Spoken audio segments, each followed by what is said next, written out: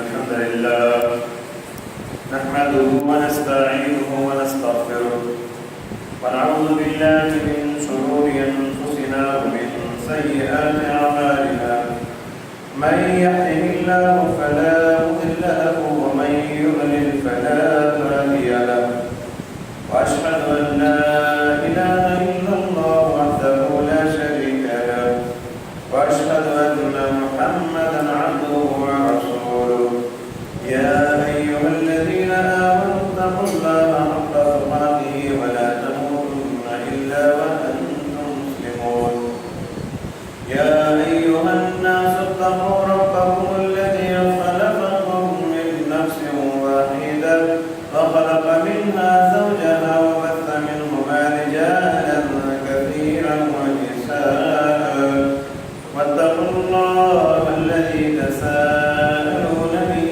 والأرحام إن الله كان عليكم رقيبا يا أيها الذين آمنوا اتقوا الله وقولوا قولا سديدا يصلح لكم أعمالكم ويغفر لكم ذنوبكم ومن يطع الله ورسوله فقد فاز فوزا عظيما أما بعد فإن خير الحديث كتاب الله وخير الهدي هدي محمد صلى الله عليه وسلم وشر الأمور محدثاتها وكل محدثة بدعة وكل بدعة ضلالة وكل ضلالة في النار أعوذ بالله السميع العليم من الشيطان الرجيم بسم الله الرحمن الرحيم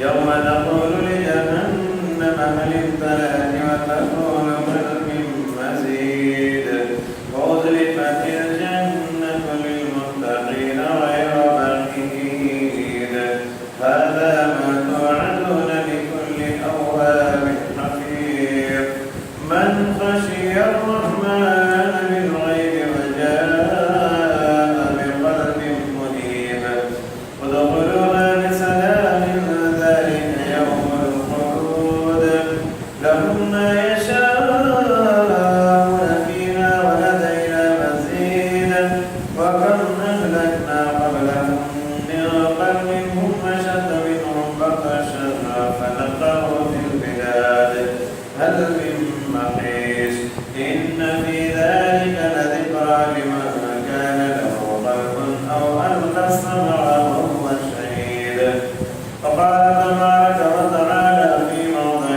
آخر فمن كان يرجو لقاء ربه فليعمل عملا صالحا ولا يشرك بعبادة ربه أحدا حاضرین جمعہ برداشتین خواتین اسلام خطبہ سننا کے بعد سورہ کہف کی آخری آیت کریمہ آپ کے روبرو تلاوت کی گئی۔ اللہ تعالیٰ نے فرمایا کہ جو کوئی اللہ تعالیٰ سے ملاقات کی امید رکھتا ہے، اللہ سے ملاقات کا جو یقین رکھتا ہے، اسے چاہیے کہ عمل صالح کرے، نیک اعمال کرے، ولا یشرک بعبادت ربہ احدا، اور اللہ کی عبادت میں کسی دوسرے کی ملاوٹ نہ کرے، دوسرے کو شریک نہ کرے۔ اس آیت کریمہ میں عمل کی قبولیت کے لیے دو شرط بتائے گئے۔ کوئی بھی عمل آپ کرتے ہیں، کوئی بھی نیکی آپ کرتے ہیں، کوئی بھی عبادت آپ کرتے ہیں، اس کے قبول ہونے کے لیے دو کنڈیشن، دو شروط ہیں۔ پہلا شرط کیا ہے؟ عمل اللہ کے لیے ہونا چاہیے، اس کو کہتے ہیں اخلاص۔ کوئی بھی کام، کوئی بھی نیکی ہم کرتے ہیں اللہ کو راضی کرنے کے لیے، اللہ کو خوش کرنے کے لیے کریں، اس کو کہتے ہیں اخلاص۔ آج کا ہمارا عنوان ٹاپک یہی ہے کہ اخلاص کے بارے میں ہم جانیں گے۔ اور دوسرا شرط ہے جو عمل آپ کر رہے ہیں اللہ کے لیے، عمل کو نبی کے بتائے ہوئے طریقے کے مطابق کرنا چاہیے. اس کو کہتے ہیں اتباع سنت. نبی کے بتائے ہوئے طریقے پر اگر عمل نہ ہو وہ عمل مردود ہے. نبی کے بتائے ہوئے طریقے پر آپ کا عمل ہے لیکن اللہ کے لیے نہیں ہے, وہ بھی عمل مردود ہے. تو اخلاص اور اتباع سنت یہ دونوں کا ہونا عمل کی قبولیت کے لیے بہت ضروری ہے. دونوں میں سے ایک بھی اگر نہ پایا جائے, اخلاص ہے اتباع نہیں ہے, عمل ریجیکٹ ہو جائے گا. اتباع سنت ہے, نبی کے بتائے ہوئے طریقے کے مطابق آپ کا عمل ہے لیکن اللہ کے لیے نہیں ہے, وہ عمل آپ کا مردود ہو جائے گا, ریجیکٹ ہو جائے گا. اس لیے عمل جو بھی ہم کرتے ہیں, عمل کرنے سے پہلے ذرا رک کے سوچنا چاہیے. عمل جو بھی آپ کرتے ہیں, کوئی بھی کام کرنے سے پہلے ذرا رک جاؤ, اپنی نیت کو چیک کرو, میں کس کے لیے کر رہا ہوں اور کس کے طریقے پر کر رہا ہوں, یہ دونوں طرح سوچو. عمل کرنے سے پہلے ذرا رک جاؤ اور اپنے نیت کو چیک کر لو, میں کس کے لیے کر رہا ہوں اور کس کے طریقے پر کر رہا ہوں. اگر آپ اللہ کے لیے کر رہے ہیں آگے بڑھیے, نبی کے بتائے ہوئے طریقے کے مطابق آپ کا وہ عمل ہے, آپ آگے بڑھیے اور اس عمل کو کیجیے. دیکھیے آج کتنی عبادتیں ہیں, ہماری نمازوں میں اخلاص نہیں, ہمارے روزوں میں اخلاص نہیں, ہمارے صدقہ و خیرات میں اخلاص نہیں, ہمارے حج و عمرے میں اخلاص نہیں, ہماری دوستیوں میں خلوص نہیں, ہماری رشتہ داریوں میں خلوص نہیں. جو عمل اخلاص سے خالی ہو اس کی مثال کاغذ کے پھول کے جیسی ہے. کاغذ کا پھول, اس کا رنگ بھی گلاب کا رنگ ہوتا ہے لیکن اس کے اندر خوشبو نہیں ہوتی, وہ پھول نہیں ہے, دیکھنے میں پھول جیسا لگتا ہے. آپ عمل کریں گے مگر اللہ کے پاس وہ عمل قابل قبول نہیں ہوگا جس میں اخلاص نہ ہو. دیکھیے دل میں اخلاص کو پیدا کرنا یہ کوئی آسان کام نہیں ہے, یہ بہت بڑا چیلنج ہے. اپنے دل کے اندر اخلاص کو پیدا کرنا یہ کوئی آسان عمل نہیں ہے. اپنے دل سے, اپنی نیت سے, اپنے نفس سے لڑنا پڑتا ہے, بڑا مجاہدہ کرنا پڑتا ہے نیت کو سدھارنے کے لیے, کیونکہ شیطان اسی نفس میں ہوتا ہے. الذی یوسوس فی صدور الناس, لوگوں کے سینوں میں شیطان وسوسے پیدا کرتا ہے تاکہ اس کیے ہوئے عمل کو برباد کرے, اس کو اخلاص سے خالی کرے اور اس میں ریاکاری پیدا کرے. بہت مشکل ہے. سفیان ثوری بہت بڑے محدث گزرے دوسری صدی ہجری کے. سفیان ثوری رحمۃ اللہ علیہ کہتے ہیں ما عالجت شيئا اشد علي من نیتی فانها تنقلب علي. کہتے ہیں زندگی میں سب سے مشکل کام میرے لیے اپنی نیت کو سدھارنا تھا. زندگی میں میرے لیے سب سے مشکل کام اپنی نیت کو سدھارنا, اس کی اصلاح کرنا تھا. فإنها تنقلب علي, اس لیے کہ نیت بار بار بدل جایا کرتی ہے, نیت بار بار بدل جاتی ہے, اس کو سدھارنا کوئی آسان کام نہیں. دیکھیے ہم کام شروع کرتے ہیں اللہ کے لیے لیکن بعد میں وہ کام اخلاص سے خالی ہو جاتا ہے. مثال کے طور پر تکبیر تحریمہ بول کے اللہ اکبر رکعت باندھتے ہیں اللہ کے لیے, لیکن بعد میں اس کے اندر ریاکاری وسوسے پیدا ہو جاتے ہیں. ہم صدقہ کرتے ہیں, کوئی مسجد بناتے ہیں, کوئی مدرسہ بناتے ہیں, کوئی مینار بناتے ہیں, اللہ کے لیے کام کا شروع ہوتا ہے, اللہ کے لیے اخلاص ہوتا ہے, لیکن بعد میں سب کو بتاتے ہوئے پھرتے ہیں یہ مینارہ میں نے بنایا ہے, یہ مدرسہ میں نے بنایا ہے, یہ مسجد میں نے بنائی ہے. تو کام ہم اللہ کے لیے شروع کرتے ہیں لیکن بعد میں اس میں ریاکاری شامل ہو جاتی ہے جس کی وجہ سے وہ کام کر کے بھی آپ نیکی کر کے بھی نیکیوں سے ہاتھ دھو کے بیٹھتے ہیں. اس لیے ہم کو ہوشیار ہونا چاہیے. شیطان ہمارے ساتھ ہے, ہمارے اعمال میں ریاکاری پیدا کرنا چاہتا ہے, کیونکہ دیکھیں شیطان کا پہلا حملہ یہ ہوتا ہے کہ انسان کو نیکی سے روکے. شیطان کا پہلا حملہ انسان کو عمل سے ہی روک دے، لیکن جب انسان عمل سے رکتا نہیں ہے تو شیطان دوسرا ہتھ کنڈا اختیار کرتا ہے، دوسرا حملہ کرتا ہے، اور اس میں وہ بہت حد تک کامیاب ہے۔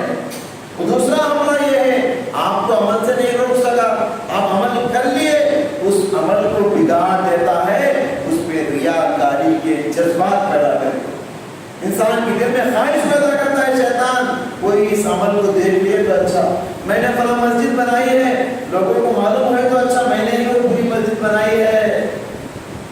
تو شیطان کا ایک دوسرا حملہ، اس میں بہت حد تک شیطان کامیاب ہوتا ہے۔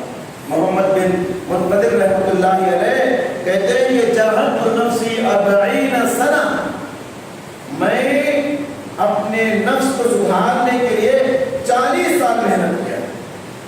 یہ کوئی معمولی بات نہیں، بڑے بڑے علماء کے اقوال ہیں یہ، کہتے ہیں کہ جاہدت نفسی 40 سنہ حتی استقامت، 40 سال محنت کرنے کے بعد مجھے محسوس ہوا کہ اب میری نیت سدھر چکی ہے، اب میری نیت مستحکم اور مضبوط ہو چکی ہے اللہ کے لیے۔ بہت بڑا چیلنج ہے ہمارا، نیت کو سدھارنا اور نیت کو اصلاح کرنا، نیت کے اندر اخلاص پیدا کرنا۔ ریاکاری سے بچنے کے لیے ہم کو دعائیں بھی کرنا چاہیے، دل کے اندر اخلاص پیدا کرنے کے لیے۔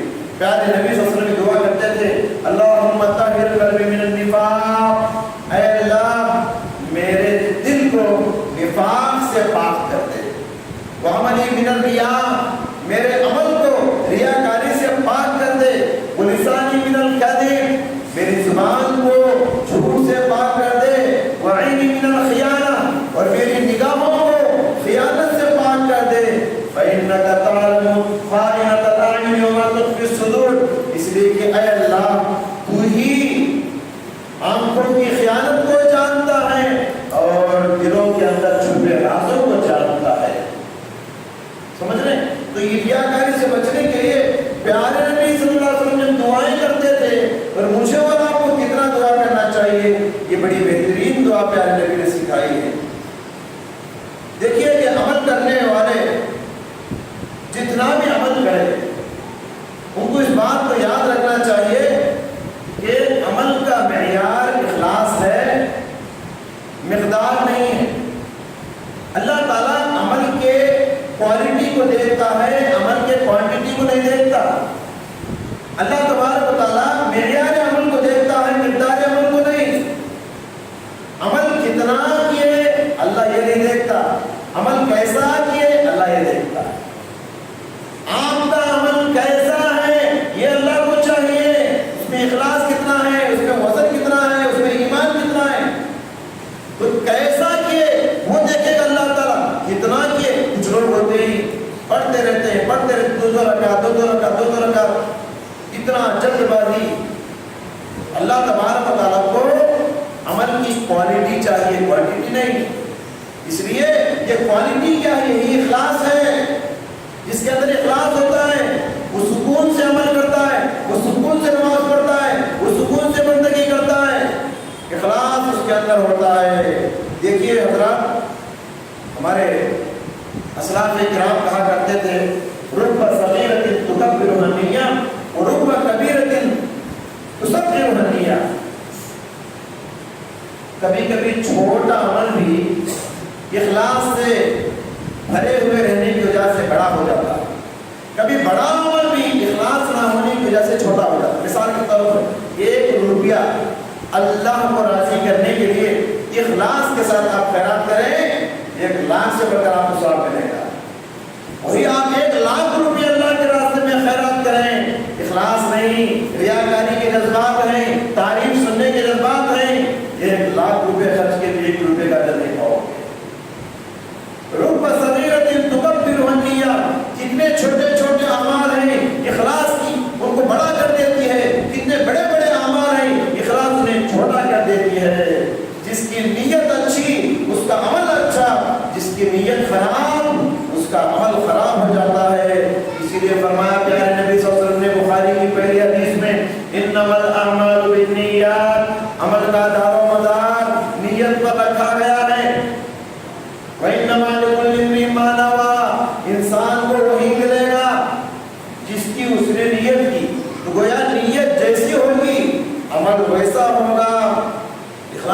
دیکھیے یہ اتنی بڑی نعمت ہے، اخلاص اتنی بڑی نعمت ہے، شیطان کو بھی اقرار کرنا پڑا، ماننا پڑا کہ شیطان کو جب اللہ تبارک و تعالیٰ جنت سے نکال دیا تو شیطان نے اللہ تعالیٰ سے چیلنج کیا تھا، میں تیرے سارے بندوں کو گمراہ کروں گا، جہنم میں لے جاؤں گا، لیکن تیرے اخلاص والے جو بندے ہیں ان کو میں کچھ نہیں کر سکوں گا۔ کہا اِلَّا عِبَادَكَ مِنْهُمَ الْمُخْلَصِينَ، تیرے مخلص بندوں کو، منتخب بندوں کو میں بگاڑ نہیں سکوں گا۔ مخلص کے معنی کیا؟ منتخب، سلیکٹڈ بندہ، اللہ کا خاص بندہ۔ اللہ کا خاص بندہ کب بنتا ہے؟ مخلص تب بنتا ہے جب وہ مخلص ہو۔ جو مخلص ہوتا ہے وہ مخلص ہوتا ہے، اللہ کا سلیکٹڈ بندہ ہوتا ہے۔ تو اللہ نے، شیطان نے اقرار کیا اس بات کو، میں سب کو گمراہ کر سکتا ہوں، تیرے مخلص بندوں کو، مخلص بندوں کو گمراہ نہیں کر سکوں گا۔ یہ اتنی بڑی نعمت ہے حضرات اخلاص۔ دیکھیے کہ جس عمل کی بنیاد اخلاص پر رکھی جاتی ہے وہ عمل پائیدار ہوتا ہے، وہ عمل ترقی کرتا ہے۔ جس کام کی بنیاد اس اخلاص پہ رکھی جاتی ہے وہ کام پھلتا پھولتا بڑھتا ہے، ترقی کرتا ہے، وہ کام ختم نہیں ہوتا۔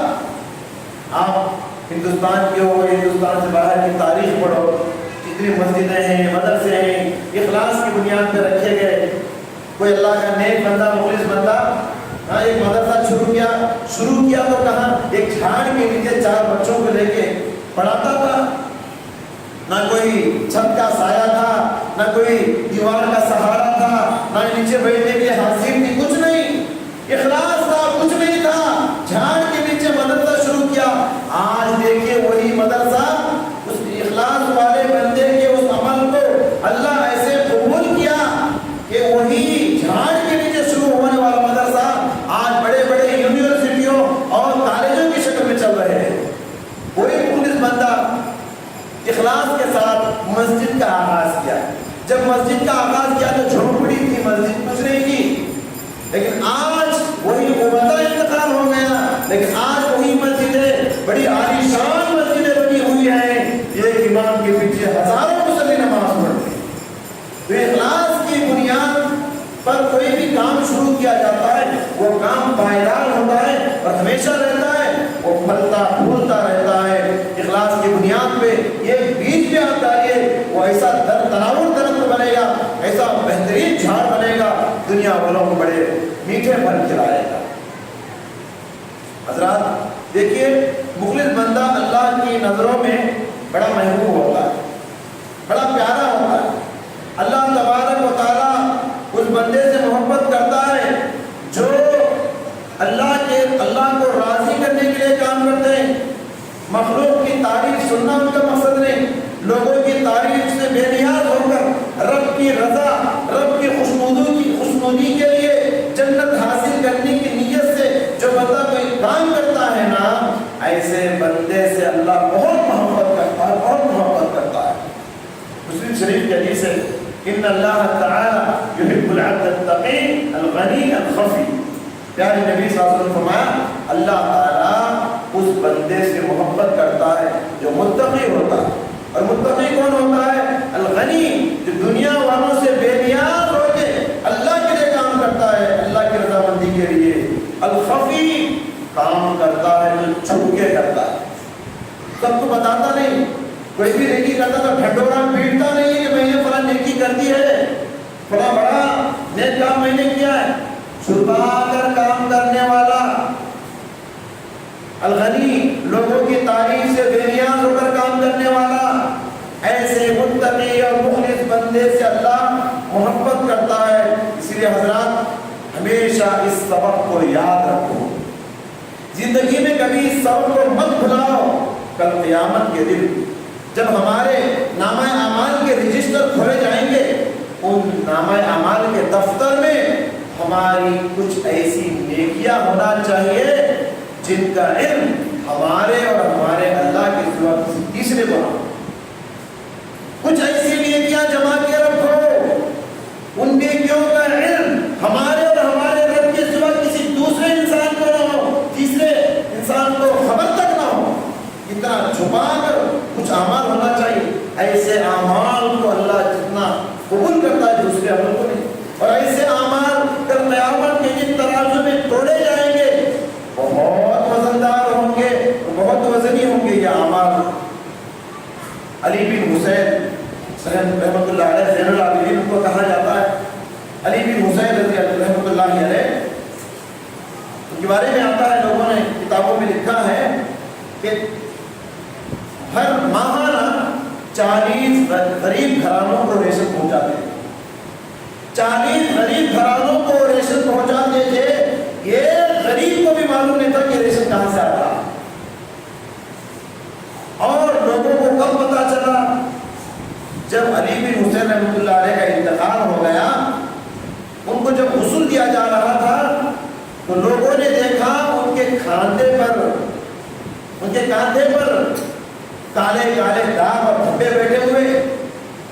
مطلب یہ ہے کہ یہ رات کی اندھیرے میں, رات کی تاریکی میں راشن کے موٹے اپنے کاندھوں پہ سر پہ لے کے غریبوں کے گھروں کے دہلیز پہ رکھ کے آ جاتے تھے. اور لوگوں کو کب معلوم ہوا؟ جب ان کا انتقال ہو گیا اور مہینے کی پہلی تاریخ کو ان کے گھروں کو ریشن آنا بند ہو گیا. اس وقت لوگوں کو معلوم ہوا کہ علی بن حسین جب سے انتقال ہو گئے تب سے 40 غریب گھرانوں کو ریشن آنا بند ہو گیا. سبحان اللہ. اللہ کے نیک بندے کیسے ہوتے تھے؟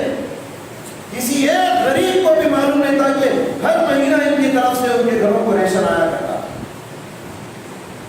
غذا ان کے گھر کی طرف سے جایا کرتا. رات سلف صالحین, ہمارے علماء کرام, ہمارے بزرگان دین ریاکاری سے کتنا دور بھاگتے تھے, کتنا ڈرتے تھے. دیکھیے مسلم شریف کی حدیث ہے, سعید بن جبیر رضی اللہ عنہ کے ایک مرتبہ مجلس کے لوگوں سے سوال کرتے ہیں, کل رات آسمان سے جو تارا ٹوٹ کے گرا تھا اس کو کس نے دیکھا؟ کل رات آسمان سے تارا ٹوٹ کے گرا تھا زمین پہ, اس کو کس نے دیکھا؟ حضرت حسین بن عبد الرحمن رحمۃ اللہ تابعی تھے, انہوں نے کہا کہ میں نے دیکھا. جیسے جواب دیا پھر فوراً ڈر گئے, کیونکہ رات میں گرا ہے تارا, رات میں جاگ رہا تھا اور میں نے تارے کو دیکھا, تو لوگ کیا سمجھیں گے؟ شاید یہ تہجد پڑھ رہے تھے اس لیے رات میں انہوں نے دیکھا, کسی نے نہیں دیکھا. لوگوں کو شاید یہ سمجھ میں آئے گا کہ میں تہجد پڑھ رہا تھا اس لیے دیکھا. اس لیے فوراً انہوں نے کہا کہ لوگوں, رات میں نماز نہیں پڑھ رہا تھا, رات میں تہجد نہیں پڑھ رہا تھا, بلکہ رات میں مجھے بچھو نے ڈس لیا تھا, اس وجہ سے میں رات کو جاگ رہا تھا. اللہ اکبر. کتنا ڈرتے تھے ریاکاری سے ہمارے اسلاف, کتنا خوف کھاتے تھے ریاکاری سے ہمارے بزرگان دین. ہمارے علماء کی زندگیوں کو پڑھو, ہمارے اسلاف کی زندگیوں کو پڑھو, کتنے مخلص تھے وہ. سعودی عرب کے مفتی, بلکہ پورے عالم اسلام کے مفتی جانے مانے شیخ بن باز رحمۃ اللہ علیہ نابینا تھے, دونوں آنکھوں کی بصیرت ان کو نہیں تھی, لیکن اتنے بڑے عالم کے مفتی تھے عالم اسلام کے.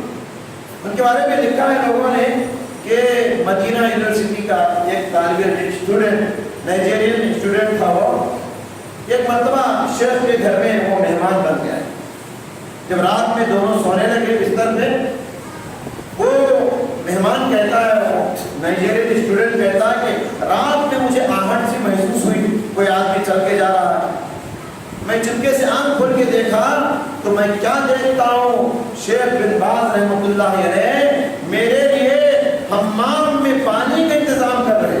اتنی بڑی شخصیت, میرے لیے شاید رات میں پانی کی ضرورت پڑے گی, فجر میں پانی کی ضرورت پڑے گی, حمام میں پانی لے جا کے ڈال رہے ہیں. میں شرمندہ ہو کر رہ گیا. اللہ اکبر. مخلص انسان ایسا ہوتا ہے, اخلاص اسی کہتے ہیں.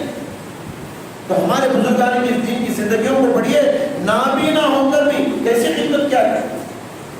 اسی لیے حضرات, یہ موضوع, اخلاص کا موضوع اس وقت تک مکمل نہیں ہوگا جب تک کہ ریاکاری کے حوالے سے کچھ باتیں نہ کی جائے.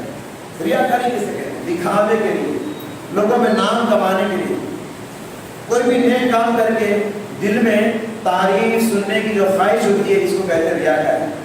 اگرچہ کہ کوئی تعریف کرے نہ کرے، نیک کام کرنے کے بعد آپ کے سینے میں اس نیکی کی تعریف سننے کی خواہش اگر آ جائے نا، سمجھے کہ آپ بڑے ریاکار ہیں۔ یہ تعریف کی خواہش بھی دل میں نہیں آنا چاہیے۔ منافقوں کی صفت اللہ تعالیٰ نے قرآن میں بتایا، یراؤن الناس، جب وہ نماز پڑھتے ہیں تو لوگوں کو دکھانے کے لیے پڑھتے ہیں، ولا یذکرون اللہ الا قلیلا، اور اللہ کا ذکر بہت کم کرتے ہیں، نماز میں بہت کم ذکر کرتے ہیں۔ اور پیارے نبی صلی اللہ علیہ وسلم انتقال سے پہلے آپ کو جس بات کا ڈر تھا وہ اسی ریاکاری کا ڈر تھا۔ انتقال سے پہلے پیارے نبی صلی اللہ علیہ وسلم کو جس بات کا ڈر تھا وہ اسی ریاکاری دکھاوے کا۔ فرمایا کہ اخوف ما اخاف علیکم الشرک الاصغر، مجھے میرے گزر جانے کے بعد جس بات کا لوگوں کے سلسلے میں، امت کے سلسلے میں ڈر ہے، چھوٹے شرک کا ہے۔ ریاکاری کو چھوٹا شرک کہا جاتا ہے کیونکہ اللہ کے لیے جو کیا جاتا ہے کام وہ دوسروں کو خوش کرنے کے لیے کیا جاتا ہے، تو گویا یہ چھوٹا شرک ہوا، اور چھوٹا شرک بھی بڑا شرک ہو جا سکتا ہے۔ تو پیارے نبی صلی اللہ علیہ وسلم نے کہا کہ مجھے اس بات کا بہت ڈر ہے، دین کا کام لوگوں کے لیے کرے، دین کا کام مشہور ہونے کے لیے کرے، دین کا کام دنیا میں نام کمانے کے لیے کرے۔ روز قیامت اللہ تبارک و تعالیٰ اعلان کرے گا حدیث میں، قیامت کے میدان میں سارے انسان ہی کی میدان میں ہوں گے، اس وقت اللہ تبارک و تعالیٰ اعلان کرے گا، کہاں ہے وہ ریاکار، کہاں ہے وہ دکھاوے کے لیے نیکیاں کرنے والے لوگ، کہاں ہے وہ نیکی کر کے سب کو بتانے پھرنے والے لوگ۔ اللہ کہے گا تمہاری عبادتوں کا بدلہ انہی لوگوں سے لے لو جن کو دکھانے کے لیے تم پڑے تھے، تمہاری نیکیوں کا بدلہ انہی سے لے لو جن کے لیے تم نیکیاں کیے تھے۔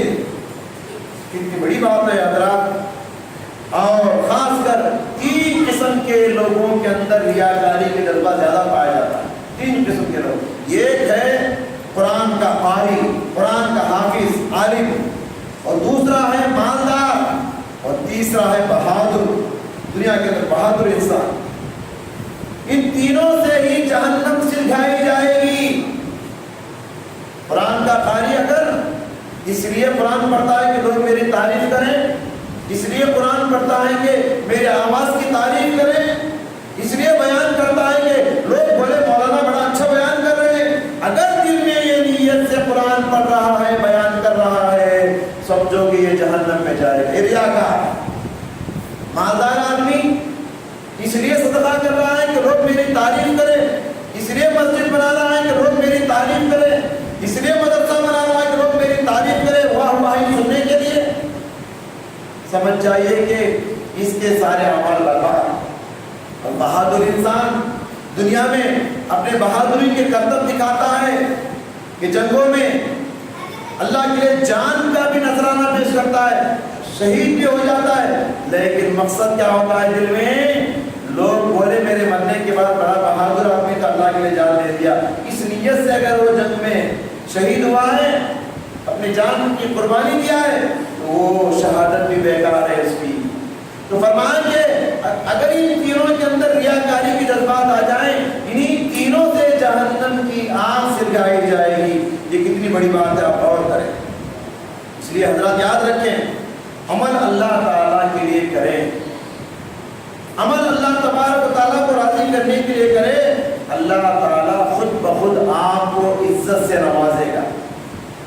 اللہ تعالیٰ خود بخود آپ کا نام دنیا میں بھی اور آخرت میں بھی روشن کرے گا۔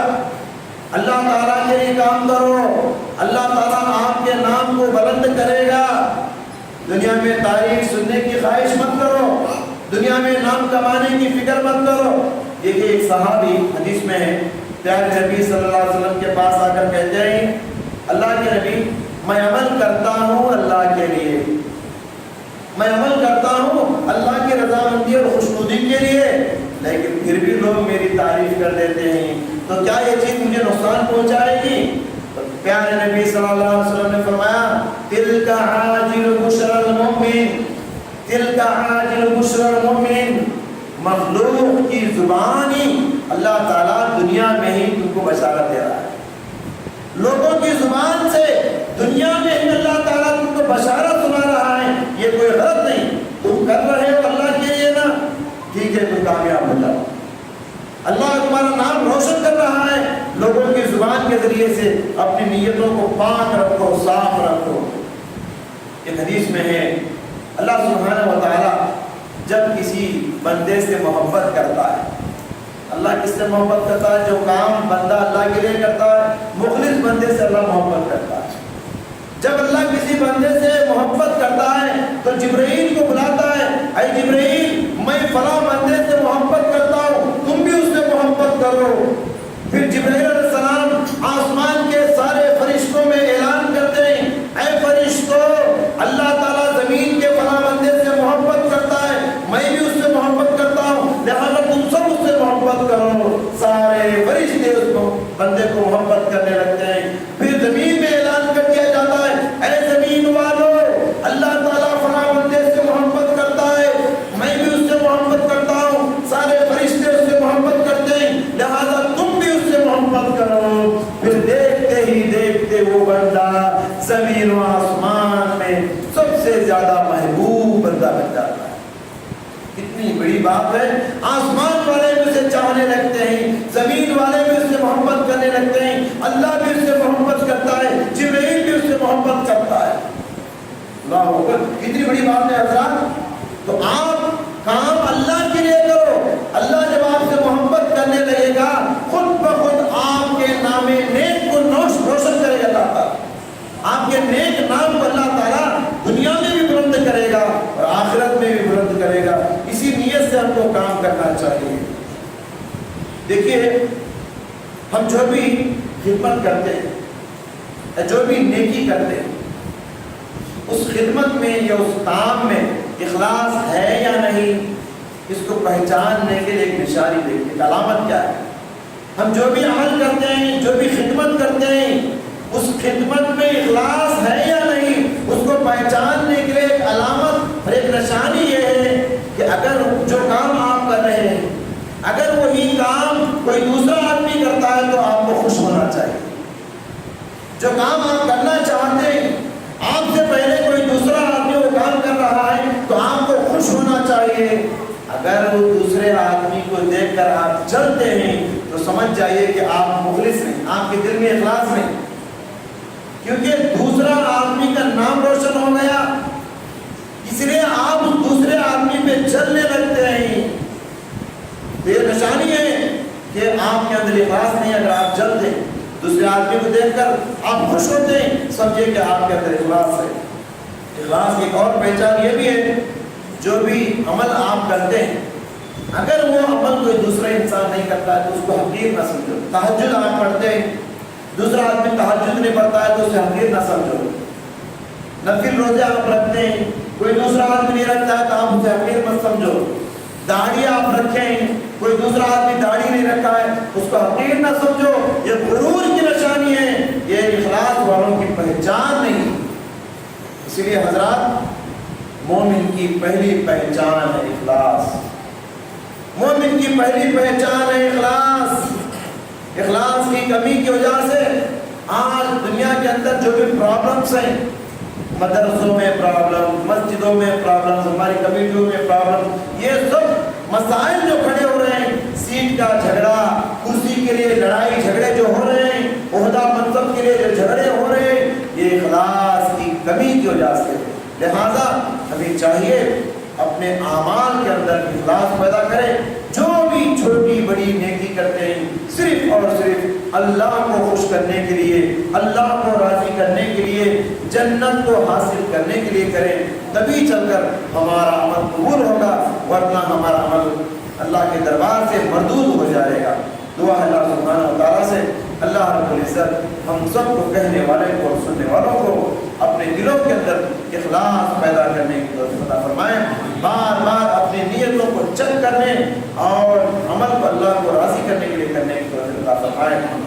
اے اللہ جو بیمار ہیں ان کو شفائے کاملہ عطا فرما، اے اللہ جو مقروض ہیں ان کے قرضوں کی ادائیگی فرما، اے اللہ جو ہسپتالوں میں ایڈمٹ ہیں اے اللہ ان کو جلد سے جلد گھروں کو پہنچا دے، اے اللہ سکون کی دولت ہم سب کو نصیب فرما، حلال کمانے اور حلال کھانے کی توفیق عطا فرما، اے اللہ جھوٹ سے، غیبت سے، تمام قسم کے گناہوں سے ہماری حفاظت فرما، سود کے لین دین سے ہماری حفاظت فرما، شراب کی بلا سے ہم سب کی حفاظت فرما، اے اللہ دنیا میں دین کو زندہ فرما، اسلام کا بول بالا فرما، حق کو سربلندی عطا فرما، باطل کو نیست و نابود فرما، کفر و شرک کا خاتمہ فرما، ظالم کے ظلم سے، حاسد کے حسد سے ہم سب کی پوری پوری حفاظت فرما۔